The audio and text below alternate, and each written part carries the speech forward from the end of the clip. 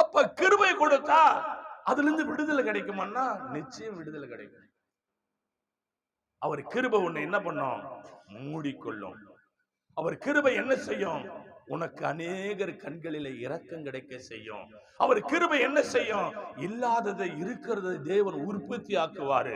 அவர் கிருபை என்ன செய்யும்னா அநேக நன்மைகளை உன்னிடத்தில் தேடி வர அந்த கிருபை வலிக்கும். காந்தகம் போல உன் மேல ஆண்டவருடைய கிருபை இருக்கும்போது அநேக ஆசீர்வாத செல்வங்களை உன்னிடத்துல வலிக்கும். அவர் கிருபை இருக்கும்.